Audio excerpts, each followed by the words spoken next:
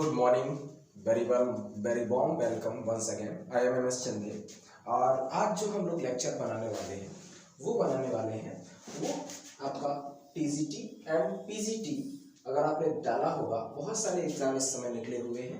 आपने GIC वाला भी डाला होगा, GIC इंटर कॉलेज के लिए PGT का, और अभी आपके UP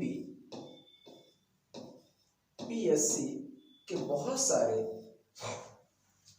फॉर्म निकले हुए हैं केमिस्ट्री के लिए।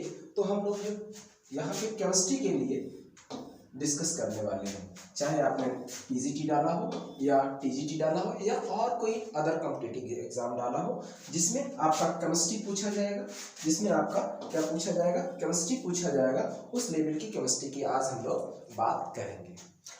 इसके लिए हम आपको बता दें, सबसे पहली बात कि इसमें हमें बुक्स कौन सी पढ़नी है उनके बारे में जान लेते हैं। तो बुक्स के बारे में अगर हम जानना चाहें तो बुक्स आपको जो पढ़नी है फॉर PGT, बुक्स के बारे में अगर हम देखें बुक्स के बारे में, तो बुक्स आपको पढ़नी पड़ेंगी कौन कौन सी। आप सबसे पहली बात तो जो मेन फोकस है वो क्या है, वो NCERT का है। NCERT करना है। उसके अलावा आप क्या पढ़ सकते हैं, उसके अलावा अगर आप फिजिकल केमिस्ट्री पढ़ना चाहें, फॉर फिजिकल केमिस्ट्री अगर आप पढ़ना चाहें तो आप पढ़ सकते हैं पुरी शर्मा और पठानिया। पुरी शर्मा पठानिया पढ़ सकते हैं। और इनऑर्गेनिक केमिस्ट्री के लिए इनऑर्गेनिक केमिस्ट्री के लिए अगर आप पढ़ना चाहें तो आप पढ़ सकते हैं पुरी शर्मा कालिया पढ़ सकते हैं, पुरी शर्मा कालिया पढ़ सकते हैं। ऑर्गेनिक केमिस्ट्री के लिए ऑर्गेनिक केमिस्ट्री के लिए अगर आप पढ़ना चाहें तो ब्रूस पढ़ सकते हैं, पाला यूरेकेंस ब्रूस, और मॉरिसन वाइट पढ़ सकते हैं,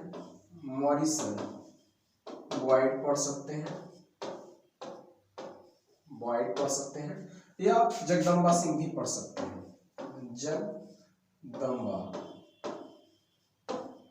सिंह भी पढ़ सकते हैं, ये पढ़ सकते हैं। लेकिन आपको ध्यान देना होगा कि जो PGT का एग्जाम है, चाहे वो TGT का एग्जाम हो, ये बहुत ही ज्यादा इन सब बुक्स का पूरा स्टडी करना आपको जरूरी नहीं है। हाँ, कुछ टॉपिक्स पढ़ सकते हैं, जैसे इनऑर्गेनिक के लिए अगर आप मेन ग्रुप्स पढ़ना हो, मेन ग्रुप के बारे में जानना हो, तो आप जेडीली भी पढ़ सकते हैं,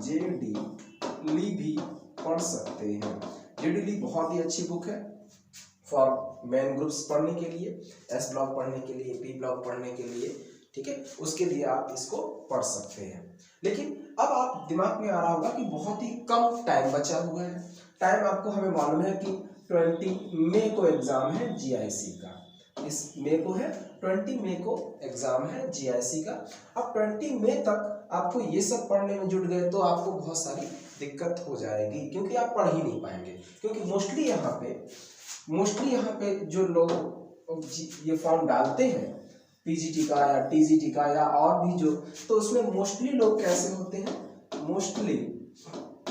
मोस्टली जो पीपल होते हैं वो कहीं ना कहीं टीचिंग कर रहे होते हैं, क्या टीचर होते हैं, और टीचर को बिल्कुल भी समय रहता नहीं है। तो उन लोगों के लिए हमें मालूम है कि ये बुक्स का पढ़ना उतना ज़्यादा टाइम भी नहीं उनके पास है, क्योंकि प्रैक्टिकल भी चल रहे हैं बच्चों के, कहीं ना कहीं इंगेज्ड हैं, कहीं स्कूल में पढ़ा रहे हैं, प्रैक्टिकल ले रहे हैं, कहीं आप कोचिंग पढ़ा रहे हैं, तो ये सब चीज़ों का आप इतना ज़्यादा अरेंजमेंट भी नहीं कर सकते। दूसरा एक जो सबसे महत्वपूर्ण चीज़ है वो ये है कि इन सब के लिए, चाहे ये PGT के लिए क्या करना होगा, प्रीवियस ईयर बुक का लगाना, प्रीवियस ईयर आपको लगाना ही पड़ेगा, प्रीवियस ईयर क्वेश्चन का प्रैक्टिस करना ही पड़ेगा, कि प्रीवियस ईयर क्वेश्चन की प्रैक्टिस आपको बहुत जरूरी है। प्रीवियस ईयर के लिए मैं आपको 2 बुक्स दिखा देता हूँ। प्रीवियस ईयर के लिए अगर आप देखें तो ये देखिए कुछ बुक्स आती हैं, आप इनको देख सकते हैं। ये आपका है TGT, PGT, LT, GIC के लिए ये बुक है प्रीवियस ईयर इसमें बहुत ढेर सारे क्वेश्चन दिए गए हैं और इनके लिए क्वेश्चन प्रैक्टिस के लिए बहुत अच्छी बुक है। उसके बाद एक और है, अगर आप देखना चाहें तो एक पीजीटी के लिए बुक आती है। पीजीटी के लिए अगर आप देखें तो एक बुक ये भी है, पीजीटी के लिए है, और केमिस्ट्री पीजीटी व्याख्यात्मक हल प्रश्न है। इसमें इंग्लिश में हिंदी में दोनों में दिए गए, मोस्टली इंग्लिश में ही पेपर दिए गए हैं। तो ये 2 बुक्स का करना आपको बहुत जरूरी है। इन 2 बुक्स के अलावा आप और क्या कर सकते हैं वो मैं आपको बता देता हूँ। देखिए, इन 2 बुक्स करने के अलावा, क्योंकि ये प्रीवियस ईयर है, इनके जब ये क्वेश्चन आपसे होने लगेंगे तो आपको कुछ क्लियर होगा कि कितना हमें आया है और क्या पढ़ाया गया है, ये चीज ध्यान देने वाली बात है। तो इनको करने के बाद, इनको अगर आप लगातार करते रहते हैं तो क्या हो जाएगा, तो आपको ये पता चलेगा कि हम किस लेवल का पढ़ रहे हैं और किस टाइप के क्वेश्चंस आते हैं। इनके अलावा अगर आपको क्वेश्चन कहीं से करने हो तो आप कर सकते हैं जेई मेंस के आए हुए क्वेश्चन, ध्यान रखिएगा। इनके अलावा अगर आप क्वेश्चन करना चाहें तो जेई मेंस के आए हुए क्वेश्चंस को आप कर सकते हैं, जेई मेंस के आए हुए क्वेश्चंस को कर सकते हैं। इसके अलावा अगर आपको करना चाहें तो नीट के आए हुए क्वेश्चंस कर सकते हैं, नीट के प्रीवियस ईयर कर सकते हैं,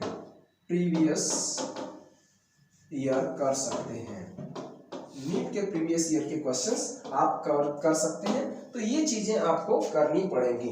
प्रैक्टिस, देखिए थियोरेटिकल आपने पढ़ा भी होगा और सब लोग पढ़ते हैं, मोस्टली सब टीचर ही होंगे इसमें, तो वो सब लोग अपना कहीं ना कहीं पढ़ते रहते हैं, और जब पढ़ाते हैं तो उनके लिए भी, बच्चों को पढ़ने के लिए भी पढ़ते रहते हैं, तो बच्चों को पढ़ाने के लिए भी पढ़ते रहते हैं। तो वहां पे क्या है कि प्रॉब्लम कहाँ पे आती है, प्रॉब्लम आती है कि प्रीवियस ईयर क्वेश्चंस का ना करना या ऑब्जेक्टिव क्वेश्चंस की प्रैक्टिस उनकी ना होना। थियोरेटिकल तो आप लोग पढ़ते रहते हैं, लेकिन प्रैक्टिकली हम लोग नहीं पढ़ते हैं। प्रैक्टिकली का मतलब होता है कि जो ऑब्जेक्टिव क्वेश्चन की प्रैक्टिस है वो प्रैक्टिस नहीं होती।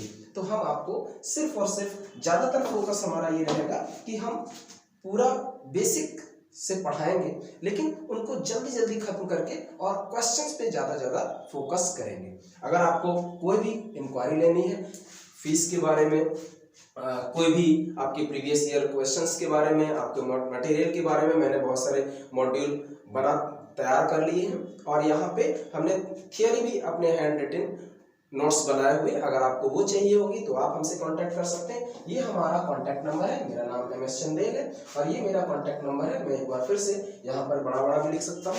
मेरा कांटेक्ट नंबर है 8052164372 और मेरा नाम है MS चंदेल मोहर सिंह चंदेल। मेरा नाम है MS चंदेल मोहर सिंह चंदेल मेरा नाम है। तो आप इस नंबर पे कांटेक्ट कर सकते हैं। दूसरा, आप यहाँ पे जो ये वीडियो बनाया जा रहा है वो DNCMI कोचिंग से बनाया जा रहा है, सर हमारे कलीग्स हैं और सर के मैं आता भी हूँ। तो क्या है कि सर से भी आप कांटेक्ट कर सकते हैं, DNCMI कोचिंग के ऐप पे भी आप जाके कांटेक्ट कर सकते हैं, DN सर से कांटेक्ट कर सकते हैं, मुझसे कांटेक्ट कर सकते हैं। तो जो भी आपको इंक्वायरी चाहिए आप हमसे कांटेक्ट कर सकते हैं, DN सर से कांटेक्ट कर सकते हैं। ओके, तो हम लोग जो पढ़ाने जा रहे हैं वो जितने भी, आप चाहे PGT यूपी का हो या किसी और स्टेट का हो, GIC का हो, उन सब के लिए हमें आपको केमिस्ट्री का पढ़ाना है।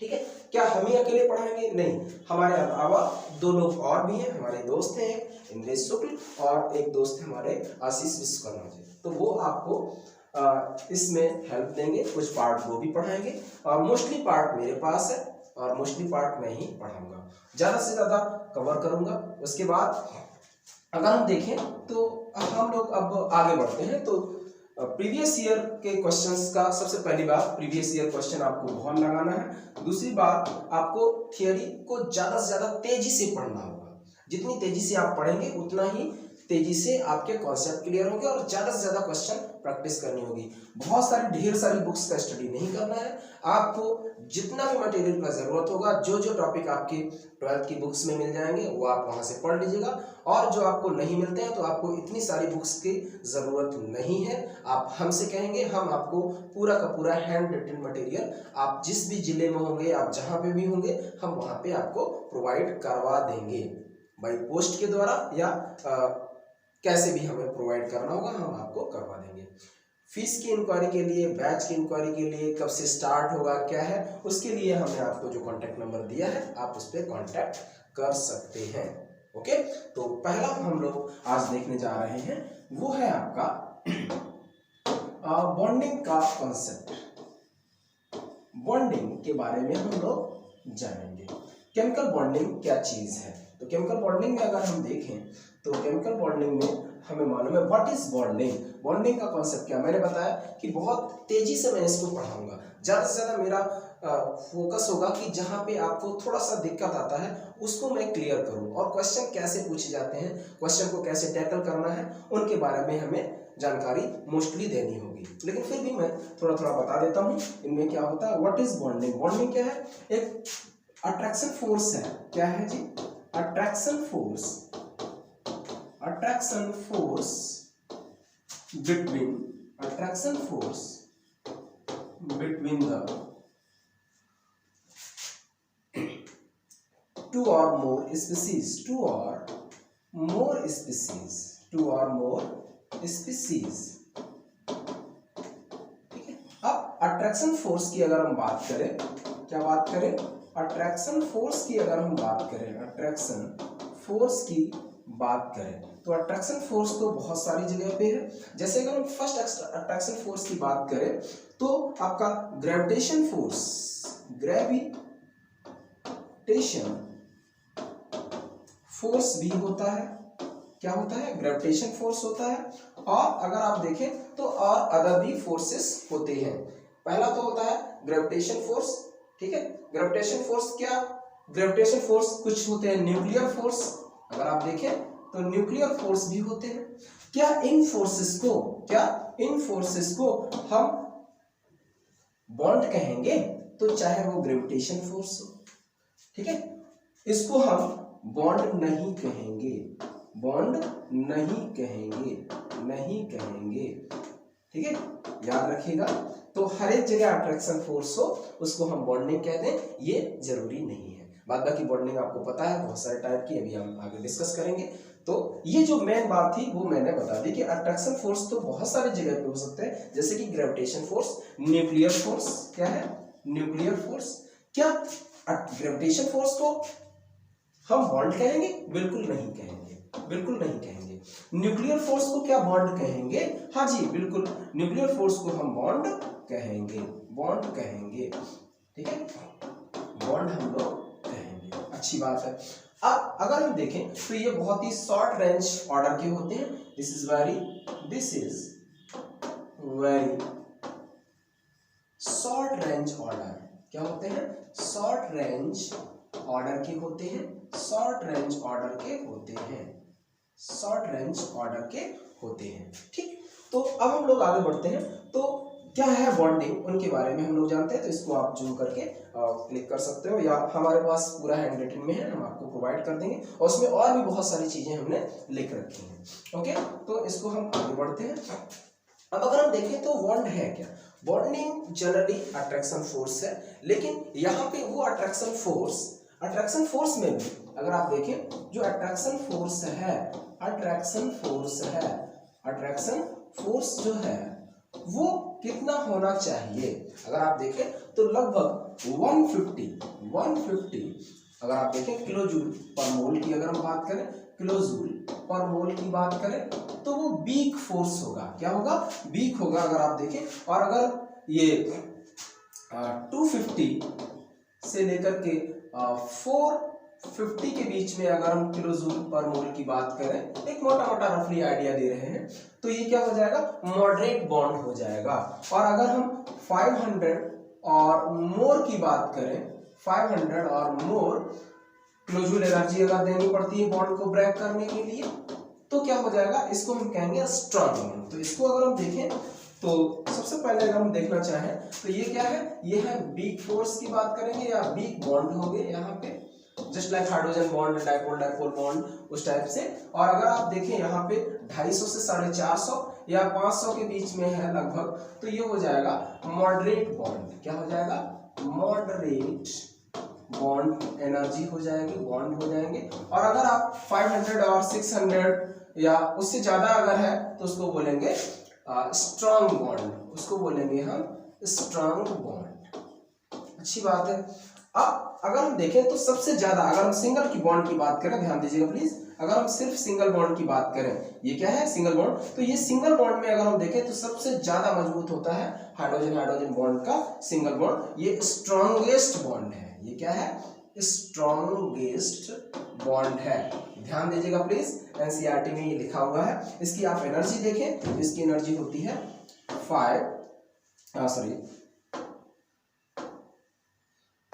435.8 किलोजूल पर मोल। ठीक है, आपको कहीं कहीं पे 436 भी लिखा मिल सकता है, आपको कहीं कहीं पे 436 भी लिखा मिल सकता है किलोजूल पर मोल। ठीक, इससे ज्यादा स्ट्रॉन्गेस्ट बॉन्ड सिंगल बॉन्ड वाला नहीं होता, याद रखना। मैं बात कर रहा हूँ सिंगल बॉन्ड की। सिंगल बॉन्ड मान लीजिए 4 दे दीजिए, 10 दे दीजिए, आपको नहीं पता है कि कौन सबसे ज्यादा स्ट्रॉन्गेस्ट है, तो याद रखिएगा ये होता है सबसे ज्यादा स्ट्रॉन्गेस्ट बॉन्ड। चाहे जितने सिंगल बॉन्ड हो उन सब में से सबसे ज्यादा स्ट्रॉन्गेस्ट बॉन्ड है आपका H और H के बीच का सिंगल बॉन्ड। हाँ, इससे ज्यादा D और D का होता है, याद रखिएगा। अगर हम बात करें D और D का बॉन्ड तो ये सबसे ज्यादा होता है, इससे भी थोड़ा सा ज्यादा, लेकिन वो हाइड्रोजन की बात कर रहे हैं तो ये कह देते हैं यहाँ पे H का मतलब ये नहीं है कि वो D नहीं हो सकता, लेकिन हाइड्रोजन हाइड्रोजन के बीच की बात करना चाहता है। ओके, तो ये हो जाएगा। अगर आप यहाँ पे बाइमोलिकुलर स्पीसीज या डाई एटॉमिक मॉलिक्यूल की बात करें, अगर हम डाई एटॉमिक मॉलिक्यूल की बात करें, डाई एटॉमिक मॉलिक्यूल की बात करें तो सबसे ज्यादा स्ट्रॉन्गेस्ट बॉन्ड होता है आपका C ट्रिपल बॉन्ड O। क्या बात कर रहे हो, C ट्रिपल बॉन्ड O। इसकी जो बॉन्ड एनर्जी होती है वो होती है 1024 किलोजूल पर मोल। कितनी होती है जी, 1024 किलोजूल पर मोल। इससे ज्यादा बॉन्ड एनर्जी का कोई भी मॉलिक्यूल नहीं पाया गया है। CO बॉन्ड के बीच में ट्रिपल बॉन्ड होता है। क्या नाइट्रोजन नाइट्रोजन भी नहीं हो सकता? क्या नाइट्रोजन नाइट्रोजन भी नहीं हो सकता? हाँ, नहीं हो सकता। इसकी तो 999 या 998 किलोजूल पर मोल के करीब होती है। ये सबसे ज्यादा स्ट्रॉन्गेस्ट बॉन्ड को कंटेन करता है C ट्रिपल बॉन्ड O। तो ये भी आपको याद रखना पड़ेगा। इनका क्या कारण है, क्या है, वो हम लोग आगे डिस्कस करेंगे। ठीक है, लेकिन फिलहाल हमने कुछ आपको एक आइडिया दे दिया कि स्ट्रॉन्गेस्ट बॉन्ड कौन होते हैं, मॉडरेट बॉन्ड कौन होते हैं और वीक बॉन्ड कौन होते हैं। ठीक है, आगे भी देखते हैं हम लोग। ओके, ये सब क्वेश्चंस आपको जगह जगह पे देखने को मिल सकते हैं। ठीक, अब हम लोग देखते हैं कि बॉन्डिंग ये होती कैसे है या बॉन्डिंग का कॉन्सेप्ट क्या है। तो कॉन्सेप्ट ऑफ बॉन्डिंग की अगर हम बात करें, कॉन्सेप्ट ऑफ बॉन्डिंग की बात करें, कॉन्सेप्ट ऑफ बॉन्डिंग की बात करें तो यहाँ पे आप समझ सकते हैं, कॉन्सेप्ट ऑफ बॉन्डिंग की बात करें तो यहाँ पे आप समझ सकते हैं कि कोई भी मान लीजिए एक एटम A है और एक एटम B है। ध्यान दीजिए प्लीज, एक एटम ये A है और एक एटम B है। इसका न्यूक्लियस ये है, इसका न्यूक्लियस ये है और इसके आउटरमोस्ट सेल में अगर आप देखें तो यहाँ पे इलेक्ट्रॉन्स मूव कर रहे होंगे। क्या मूव कर रहे होंगे? इलेक्ट्रॉन्स मूव कर रहे होंगे, इलेक्ट्रॉन्स मूव कर रहे होंगे। तो जाहिर सी बात है कि इलेक्ट्रॉन पे सेम चार्ज रहता है तो ये एक दूसरे को रिपल करेंगे। ओ, क्या बात कर रहे हो? हाँ, ये एक दूसरे को रिपल करेंगे। जब रिपल करेंगे तो यहाँ पे क्या लगेगा? Force of repulsion. क्या लगेगा?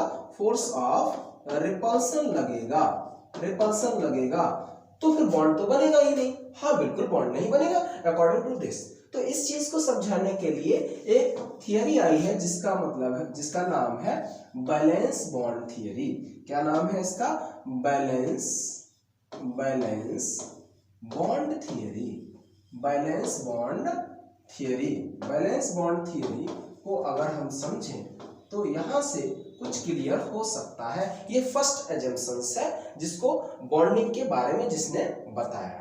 कैसे बताया है उसको हम लोग समझते हैं। हमें मालूम है कि यहाँ पे देख लीजिएगा, यहाँ पे कोई एक न्यूक्लियस है, दूसरा न्यूक्लियस यहाँ पे है, ये A का न्यूक्लियस है, ये B का न्यूक्लियस है और इसके पास जो इलेक्ट्रॉन है वो EA है, इलेक्ट्रॉन ऑफ A, और इसके पास जो इलेक्ट्रॉन है वो है EB, मतलब इलेक्ट्रॉन ऑफ B।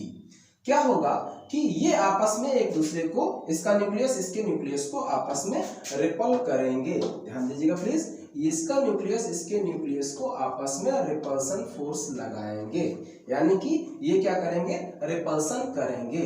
ठीक है, तो ये इसको हम कह सकते हैं FAB के बीच में, FAB जो न्यूक्लियाई है वो क्या लगाएंगे, वो लगाएंगे रिपल्सन। ठीक है, अच्छी बात है। फिर अगर हम इन दोनों के बीच में देखें, इलेक्ट्रॉन इलेक्ट्रॉन के बीच में, तो यहां पर भी FEA और EB के बीच में भी क्या लगेगा, रिपल्सन लगेगा। तो दो देखिए रिपल्सन लग रहे हैं। फिर इसके बाद में अगर हम आगे बढ़ते हैं, इसके बाद में आगे बढ़ते हैं तो जो EB है उसके इलेक्ट्रॉन को ये A अट्रैक्ट करेगा, ये A अट्रैक्ट करेगा। तो यहाँ पे जो फोर्स लगेगा वो लगेगा, जो A है वो EB के इलेक्ट्रॉन को अट्रैक्शन फोर्स करता है, अट्रैक्शन फोर्स करता है, अट्रैक्शन फोर्स करता है। चलिए, और जो B है वो EA के इलेक्ट्रॉन को अपनी तरफ अट्रैक्ट करता है, यानी कि जो FB है वो EA के इलेक्ट्रॉन को क्या करेगा, अट्रैक्ट करेगा, अट्रैक्ट करेगा। अच्छी बात है।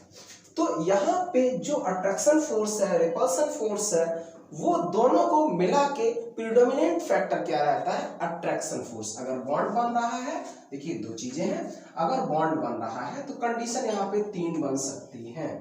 क्या बन सकती हैं, तीन कंडीशन बन सकती हैं। पहला है जो F अट्रैक्शन फोर्स है वो ज्यादा होना चाहिए F रिपल्सन फोर्स से। तो अट्रैक्शन फोर्स अगर प्रीडोमिनेंट होगा तो बॉन्ड का फॉर्मेशन हो जाएगा। तो यहाँ पे बॉन्ड फॉर्म हो जाएगा, बॉन्ड फॉर्म आपका हो जाएगा, बॉन्ड फॉर्म हो जाएगा। ठीक है, क्या हो जाएगा, बॉन्ड फॉर्म हो जाएगा। दूसरा FA अट्रैक्शन फोर्स बराबर हो जाए FB के, क्या हो जाए, FA अट्रैक्शन फोर्स बराबर हो जाए FB के। तो वहां पे जो डिस्टेंस मेंटेन करते हैं दोनों एटम, ध्यान दीजिएगा प्लीज, वहां पे जो डिस्टेंस मेंटेन करते हैं दोनों एटम उनको हम बोलते हैं बॉन्ड लेंथ। क्या बोलते हैं, बॉन्ड लेंथ बोलते हैं। दिमाग में आ रहा होगा, ये तो समझ में ही नहीं आ रहा, अभी हम फिगर बनाएंगे तो वहां पे क्लियर हो जाएगा। इसके बाद अगर हम देखते हैं F, या हम यहाँ पे अट्रैक्शन, यहाँ रिपल्सन लिखते हैं, रिपल्सन। यहाँ पे क्या हो जाएगा, F attraction force, repulsive force यहाँ पे प्रीडोमिनेंट रहता है। तो यहाँ पे not bond form, not bond form, यहाँ पे बॉन्ड का फॉर्मेशन नहीं होगा। क्या इसका कोई एग्जांपल बता सकते हैं, यहाँ वैसे ही मान लें? नहीं, आपको हम इसके एग्जांपल बताएंगे। चलिए, तो इनको हम हटाएं और एक फिगर के द्वारा हम इसको देखते हैं। तो देख लेते हैं फिगर के द्वारा। आप देखिएगा यहाँ पे बॉन्ड फॉर्मेशन, मान लीजिए ये एनसीईआरटी में फिगर दिया गया है, ये A है और ये यहाँ पे कोई पॉइंट आपका B है। अगर आप देखें यहाँ पे पोटेंशियल एनर्जी कर्व है, ये क्या है, पोटेंशियल एनर्जी कर्व है। आप देखेंगे जैसे जैसे बॉन्ड फॉर्मेशन होगा, तो देखिए ध्यान दीजिएगा प्लीज, एक एटम A है, एक एटम B है, और जैसे जैसे पास लाएंगे, तो अगर पास आएंगे तो जाहिर सी बात है कि जो इलेक्ट्रॉन है उनके बीच में रिपल्सन बढ़ेगा। जब इलेक्ट्रॉन के बीच में रिपल्सन बढ़ेगा तो यहाँ पे अनस्टेबिलिटी बढ़ेगी। इस अनस्टेबिलिटी को कम करने के लिए एनर्जी का वो रिलीज करेगा। जब एनर्जी रिलीज करेगा तो बॉन्ड फॉर्मेशन होगा और वो स्टेबल स्ट्रक्चर को फॉलो करेगा। अच्छा, तो इसमें प्रॉब्लम क्या आ रही है, प्रॉब्लम आ रही है कि फिगर से कैसे क्वेश्चन पूछे जा सकते हैं और वहां पे क्या क्या कॉन्सेप्ट हो सकता है। जैसे जैसे आप पास लाएंगे अट्रैक्शन फोर्स प्रीडोमिनेंट बढ़ता जाएगा, लेकिन इलेक्ट्रॉन इलेक्ट्रॉन के बीच में रिपल्सन भी लगेगा, और जब इलेक्ट्रॉन इलेक्ट्रॉन के बीच में रिपल्सन लगेगा तो बहुत ज्यादा नजदीक नहीं ला सकते हैं, तो वो मिनिमम डिस्टेंस जहां पे वो नजदीक ला सकते हैं, अगर उससे ज्यादा नजदीक लाते हैं तो रिपल्सन फोर्स इतना ज्यादा प्रीडोमिनेंट रह जाएगा कि वो उससे ज्यादा नजदीक नहीं आ सकते हैं। क्योंकि सेम चार्ज स्पीसीज है। जब सेम चार्ज स्पीसीज होते हैं तो बहुत ज्यादा नजदीक नहीं ला सकते, हाँ, लेकिन मिनिमम डिस्टेंस जहां तक ला सकते हैं उतनी डिस्टेंस तक अगर हम लाते हैं तो उनके बीच का डिस्टेंस को हम कोवेलेंट या एटॉमिक डिस्टेंस कहेंगे, और उसकी जो रेडियाई है उसको हम लोग एटॉमिक रेडियाई या बॉन्ड लेंथ या बॉन्ड रेडियस भी कह सकते हैं। तो दोनों न्यूक्लियस के बीच की डिस्टेंस को बॉन्ड डिस्टेंस और उनकी आधी डिस्टेंस को हम बॉन्ड रेडियस कहते हैं। ओके, तो यहाँ पे अगर हम देखें तो ये बी है, बी से धीरे धीरे धीरे धीरे जो पोटेंशियल एनर्जी है वो कम होती चली जाएगी और नजदीक मॉलिक्यूल आते चले जाएंगे। तो यहाँ पे अगर हम इस पॉइंट पे देखें, मान लीजिए इस पॉइंट पे, और इस टाइप से आते आते एक टाइम ऐसा आएगा कि वो इस टाइप से चला जाएगा ग्राफ। तो यहाँ पे अगर आप देखें, ध्यान दीजिएगा प्लीज, इस ग्राफ से क्या लेना देना है। यहाँ पे अगर हम देखें तो बॉन्ड, यहाँ पे देखें बॉन्ड फॉर्म करने का प्रोबेबिलिटी बढ़ता चला जा रहा है। तो चाहे इस पॉइंट पे देखें, चाहे इस पे, चाहे इस पे, चाहे इस पे, यहाँ पे आप देखिएगा जो अट्रैक्शन फोर्स है वो प्रीडोमिनेंट हो जाएगा रिपल्सिव फोर्स से। लेकिन आप इस कंडीशन में देखें, आप देखिएगा इस कंडीशन में, तो यहाँ पे F अट्रैक्शन फोर्स बराबर होगा F रिपल्सिव फोर्स के, और ये जो डिस्टेंस मेंटेन करेगा, ये जो डिस्टेंस मेंटेन करेगा, तो इस डिस्टेंस को हम कहेंगे बॉन्ड लेंथ। इसको क्या बोलेंगे जी? बॉन्ड लेंथ बोलेंगे। क्या बोलेंगे? बॉन्ड लेंथ बोलेंगे, क्योंकि अब इससे ज्यादा वो पास में नहीं आ सकता है। अच्छी बात है।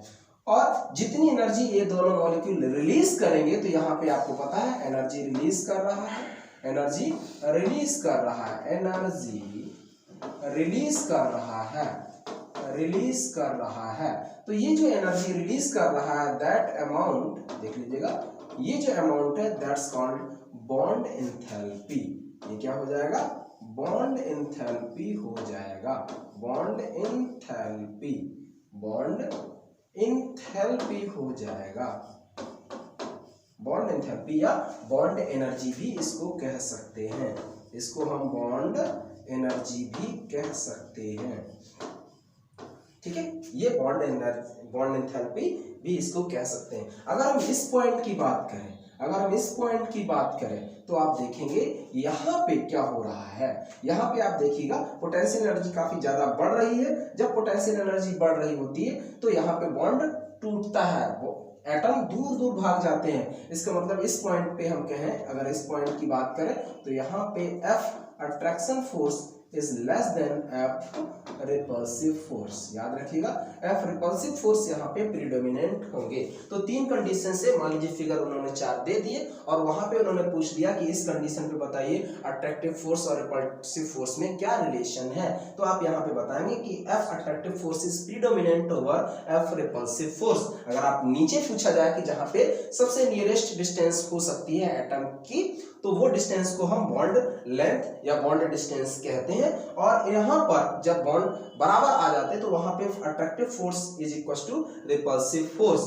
अगर हम यहाँ पे देखें, अगर हम यहाँ पे देखें जहां पे मॉलिक्यूल अलग अलग हो जाते हैं, तो वहां पे repulsive force is predominant over attractive force. तो एनसीईआरटी में आपको यही चीजें देखने को मिलेंगी। येलो कलर का बॉक्स उन्होंने बनाया, हालांकि इसको समझाने के लिए हमने आपको बता दिया। अब अगर हम देखें, मान लीजिए इस एटम का इलेक्ट्रॉन है, अब इसको भी हम हटा देते हैं, इसको थोड़ा सा एनसीईआरटी के वे में समझ लेते हैं। कैसे?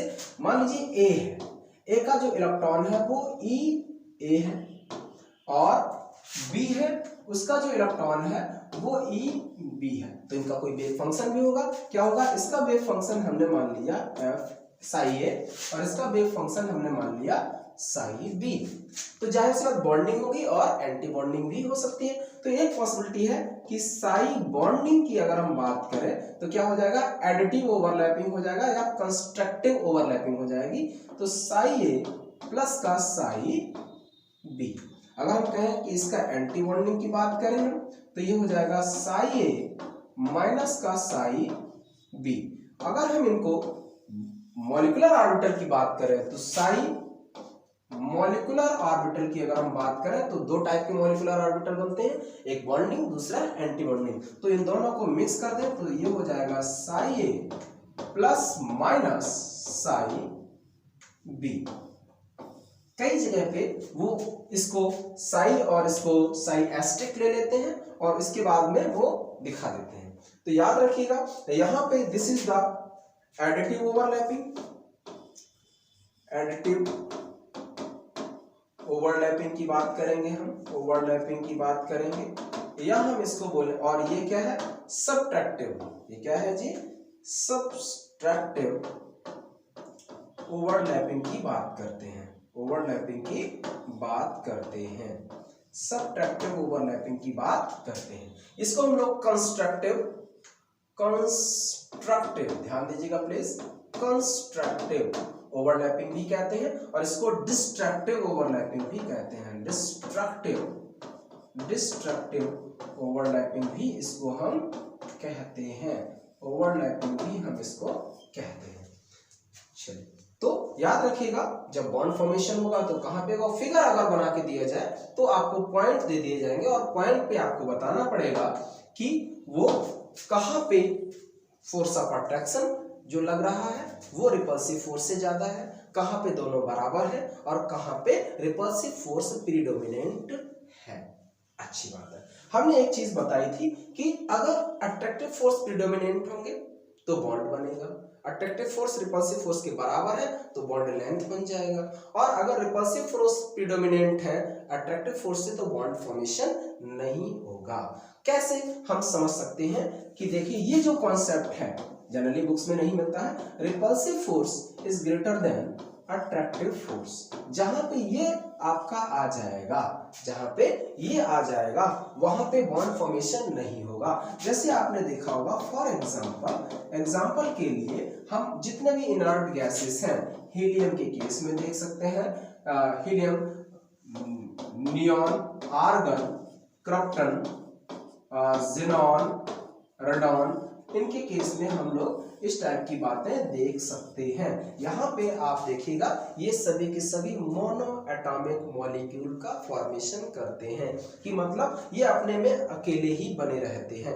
इनको हो सकता है कि हीलियम दे दिया जाए और पूछ दिया जाए कि 4 पॉइंट बना के कि F repulsive force is equal to attractive force, repulsive force is greater than attractive force is greater than repulsive force. तो ऐसे कंडीशन में आपको ये कंडीशन याद रखनी पड़ेगी, तभी आप इनमें से एक आंसर चूज कर पाएंगे। और इस टाइप के क्वेश्चन भी आपको पूछे जा सकते हैं, ठीक है, और पूछे भी गए हैं, क्योंकि मैं ये जो भी पढ़ा रहा हूँ ये सब जो प्रीवियस ईयर है उनकी स्टडी करने के बाद ही इन सब चीजों को, पॉइंट्स को मैंने निकाला है और उनको बताने की कोशिश कर रहा हूँ।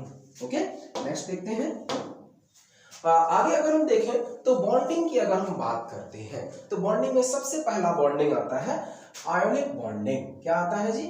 आयोनिक बॉन्डिंग आता है। आयोनिक बॉन्डिंग के बारे में हम लोग जानने की कोशिश करते हैं। आयोनिक बॉन्डिंग के बारे में हम लोग जानने की कोशिश करते हैं। तो आयोनिक बॉन्डिंग में आपको पहले से ही बहुत सारे पॉइंट्स पता है। आयोनिक बॉन्डिंग में क्या होता है, सबसे पहले हम लोगों को पता है, क्या पता है कि ये जो बॉन्ड है वो स्ट्रॉन्ग इलेक्ट्रोस्टैटिक अट्रैक्शन फोर्स रखते हैं। Strong electrostatic attraction force, electrostatic attraction force रखते हैं, अट्रैक्शन फोर्स रखते हैं। अट्रैक्शन फोर्स प्रेजेंट होता है किसके किसके बीच में? कॉन्स्टिट्यूएंट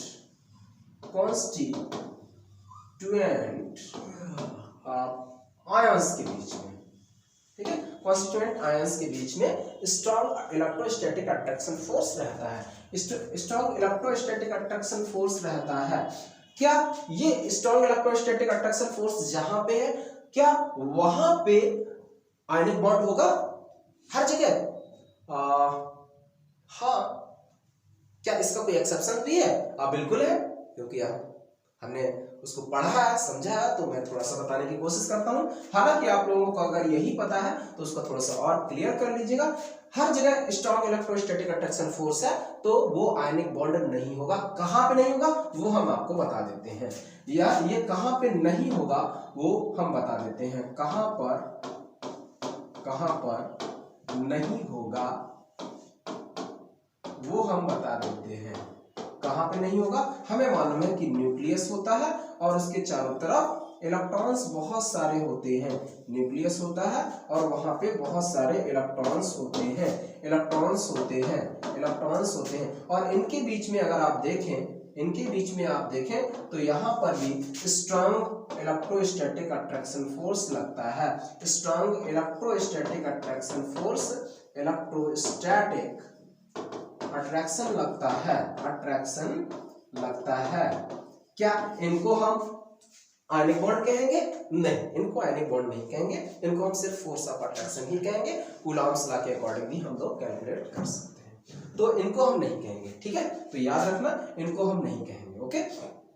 तो आगे देखते हैं इसमें। तो कॉन्स्टिट्यूएंट आयंस की बात, हमने जो यहाँ पे वर्ड लिखा है उसको ध्यान दीजिएगा कि यहाँ पे कॉन्स्टिट्यूएंट आयंस नहीं है। आयंस का मतलब है कि पॉजिटिव चार्ज स्पीसीज और नेगेटिव चार्ज स्पीसीज। तो कॉन्स्टिट्यूएंट आयंस के बीच में अगर स्ट्रॉन्ग इलेक्ट्रोस्टैटिक अट्रैक्शन फोर्स है, that is the part of ionic bond. लेकिन यहाँ पे इलेक्ट्रॉन और न्यूक्लियस के बीच में है स्ट्रॉन्ग इलेक्ट्रोस्टैटिक अट्रैक्शन फोर्स, तो इसको हम आयनिक बॉन्ड नहीं कहेंगे।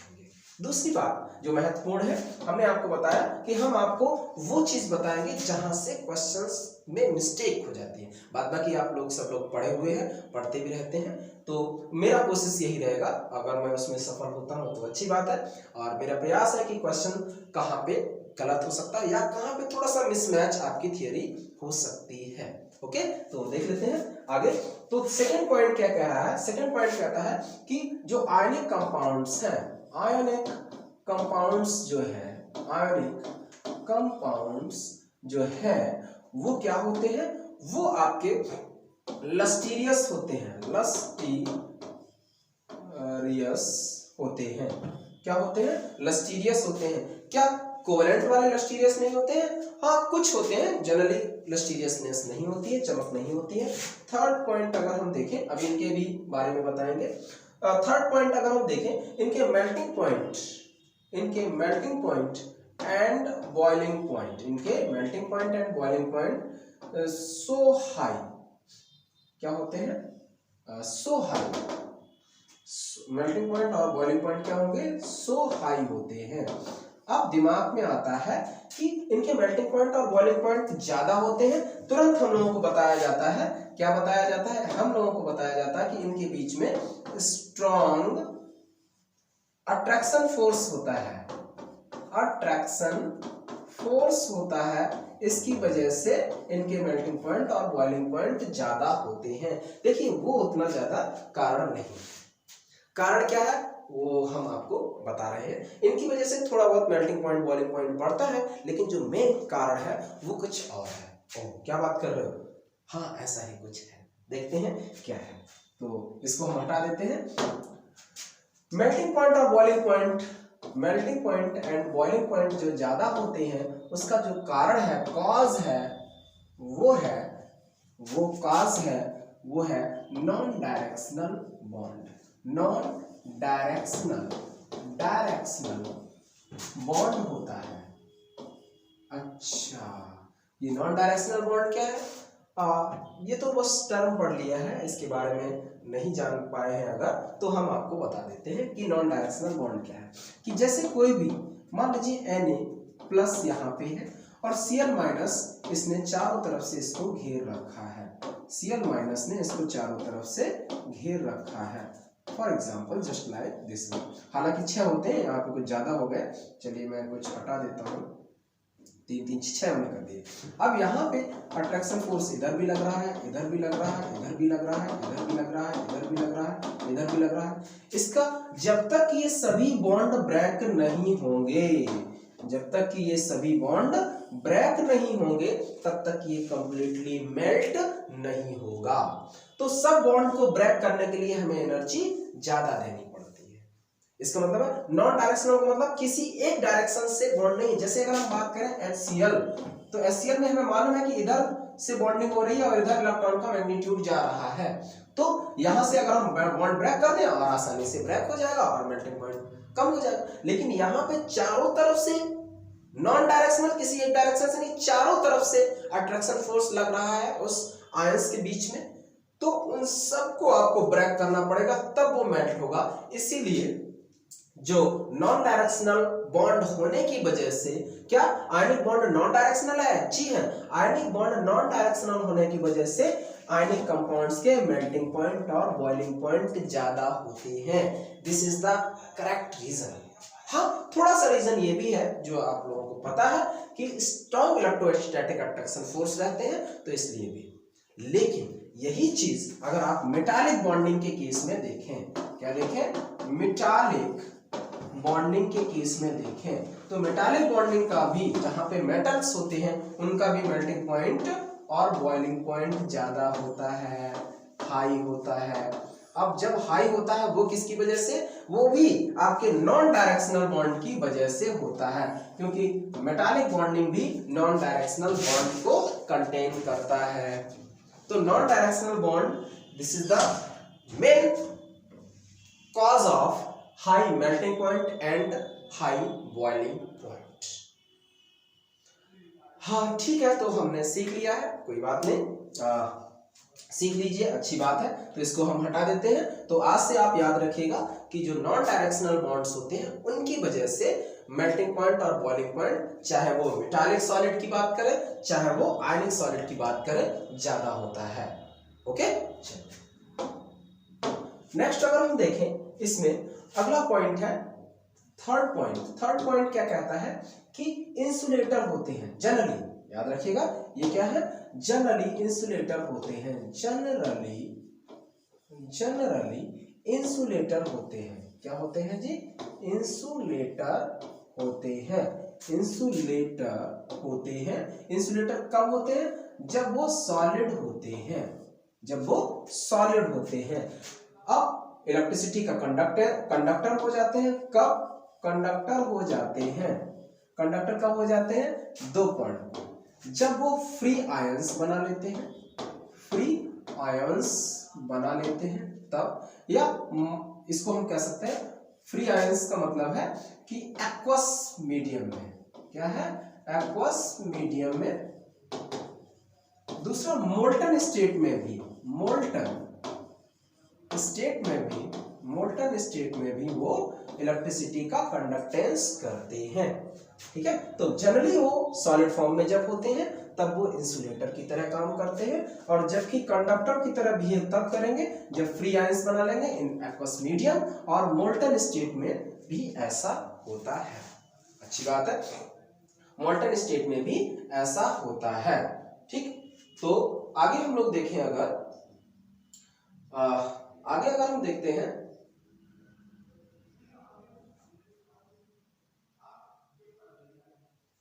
आगे अगर हम देखें तो इनके कुछ एग्जाम्पल भी देख लेते हैं। अब इनके कुछ पॉइंट भी हैं, जैसे कि चौथा पॉइंट कहता है कि यहाँ पे इलेक्ट्रॉनिक ट्रांजिशन होता है, इलेक्ट्रॉनिक माइग्रेशन होता है।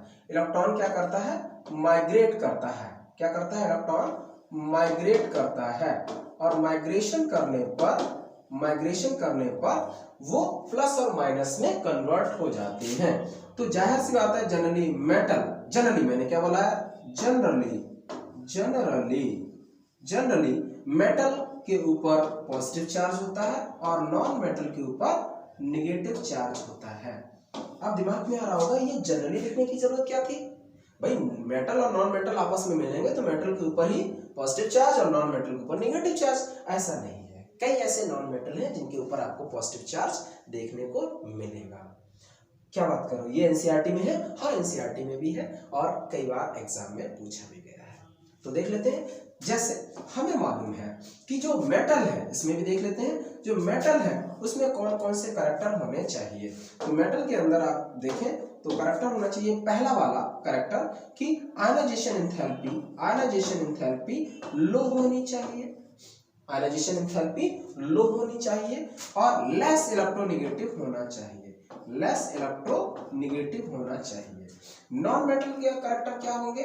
नॉन मेटल की अगर हम बात करें तो इलेक्ट्रॉन गेन एंथैल्पी हाई होना चाहिए, और इलेक्ट्रोनेगेटिविटी हाई होना चाहिए, और आयनाइजेशन एंथैल्पी भी हाई होना चाहिए। ठीक है, ये होना चाहिए। तो वो जनरली आयनिक बॉन्ड का फॉर्मेशन कर सकता है। लेकिन ध्यान दीजिएगा, ये जरूरी नहीं है कि ऑलवेज मेटल के ऊपर ही पॉजिटिव चार्ज लगता है। क्या नॉन मेटल के ऊपर पॉजिटिव चार्ज नहीं हो सकता है? हो सकता है। मैं अभी जस्ट एग्जांपल करा देता हूं। तो याद रखिएगा, मैंने जो जनरली लिखा है इसका कुछ मीनिंग है। ओके, देखते हैं आगे। नेक्स्ट दिया गया है, जैसे अगर हम देखें नॉन मेटल के ऊपर, जैसे हम मेटल की बात करें, सिंपल एक एग्जांपल ले लेते हैं। जैसे हम अगर बात करें CaF2 की बात करते हैं, तो Ca क्या है? Ca के वैलेंस शेल में 2 इलेक्ट्रॉन है और इनको हम डॉट से रिप्रेजेंट करते हैं। F में 7 इलेक्ट्रॉन है, 1 2 3 4 5 6 और 7, ठीक है। और दूसरे F में भी 7 इलेक्ट्रॉन है, 1 2 3 4 5 6 7।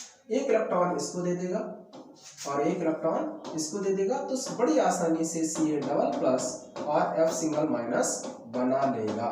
ये हम लोगों को पहले से ही पता रहता है। हाँ, हम लोगों को थोड़ा सा समझना पड़ेगा कि ये पॉजिटिव चार्ज है, ये नेगेटिव चार्ज है, इनके बीच में अगर हम फोर्स ऑफ अट्रैक्शन देखें तो उस फोर्स ऑफ अट्रैक्शन का जो वैल्यू है वो 1/4 pi epsilon not Q1 Q2 upon R square के बराबर पाया गया है। Q1 Q2 upon R square के बराबर पाया गया है। क्या इसको हम कूलम्बिक फोर्स ऑफ अट्रैक्शन कह सकते हैं? हाँ, बिल्कुल हम कह सकते हैं। या क्या ये स्ट्रॉन्ग इलेक्ट्रोस्टैटिक अट्रैक्शन फोर्स है? हाँ, ये स्ट्रॉन्ग इलेक्ट्रोस्टैटिक अट्रैक्शन फोर्स भी है। तो यहाँ पे इनको हम क्या और भी तरीके से रिप्रेजेंट कर सकते हैं? बिल्कुल कर सकते हैं। Ca डबल प्लस और 2F सिंगल माइनस से भी रिप्रेजेंट कर सकते हैं। क्या और कोई रिप्रेजेंटेशन है? हाँ, बिल्कुल है। Ca डबल प्लस और F सिंगल माइनस का होल ट्वाइस भी रिप्रेजेंटेशन है। क्या और कोई रिप्रेजेंटेशन है? हाँ, बिल्कुल है। Ca डबल प्लस और F पे सिंगल माइनस का होल ट्वाइस, ये भी रिप्रेजेंटेशन हो सकता है। क्या ये सही है सभी? नहीं, सही तो नहीं है, ये वाला है गलत, ठीक है। तो ये आपका रिप्रेजेंटेशन हो सकता है, ये आपका रिप्रेजेंटेशन हो सकता है और ये आपका रिप्रेजेंटेशन हो सकता है। ओके, तो ये है आपके रिप्रेजेंटेशन।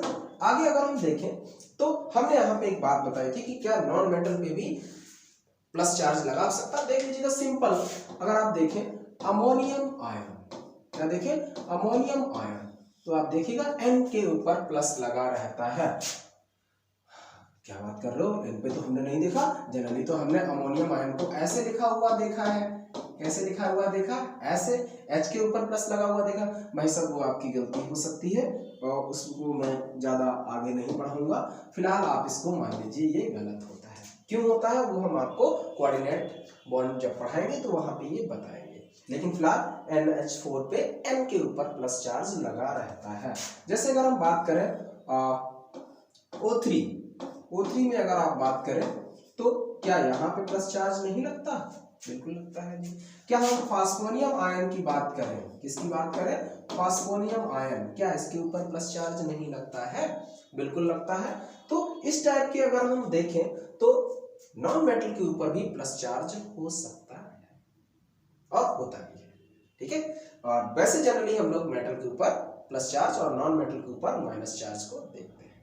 ओके, चलिए देखते हैं आगे। हाँ, बात कर रहे थे इनके कुछ एग्जांपल्स की। जैसे अगर हम बात करें CaO की बात करें तो यहाँ पे Ca के पास 2 इलेक्ट्रॉन रहते हैं, एटॉमिक नंबर 20 2 8 8 2, और ऑक्सीजन के पास देखें तो 6 इलेक्ट्रॉन होते हैं। इसको 2 इलेक्ट्रॉन की जरूरत है ऑक्टेट कंप्लीट करने के लिए। किसको कंप्लीट करने के लिए? ऑक्टेट कंप्लीट करने के लिए। और अगर आप देखें तो यहाँ पे कुछ इस टाइप से हो जाएगा। ओके, इस टाइप का हो जाएगा। चलो आगे देखते हैं। जैसे फॉर एग्जांपल अगर हम बात करें LiF की बात कर लेते हैं। जनरली लिथियम की जो भी कंपाउंड्स है एनामोलस बिहेवियर शो करता है। लिथियम के ज्यादातर कंपाउंड कोवेलेंट नेचर के होते हैं, लेकिन LiF के बीच में इलेक्ट्रोनेगेटिविटी का डिफरेंस बहुत ज्यादा है। अगला पॉइंट, 5वां पॉइंट भूल गए हम, उसको भी बता देते हैं कि जो भी एटम के बीच में अगर इलेक्ट्रोनेगेटिविटी का डिफरेंस ग्रेटर देन और इक्वल टू 1.7 या 70 या 72 से ज्यादा है तो वहां पे आयनिक बॉन्ड बनने का परसेंटेज ज्यादा होता है, यानी कि आयनिक बॉन्ड प्रीडोमिनेंट रहता है। ठीक है, तो यहाँ पे देखें इलेक्ट्रोनेगेटिविटी का डिफरेंस काफी ज्यादा 2.1 के लमसम है। इसका इलेक्ट्रोनेगेटिविटी का डिफरेंस लगभग 2.1 के लमसम है, 2.1 के करीब है, 2.1 के करीब है। तो इनके बीच में भी आयनिक बॉन्ड हो जाएगा, भले ही लिथियम चाहे जितना पोलराइजेशन पावर शो करता हो, लेकिन फ्लोरीन के साथ आयनिक कंपाउंड बनाता है, जैसे Li प्लस और F सिंगल माइनस।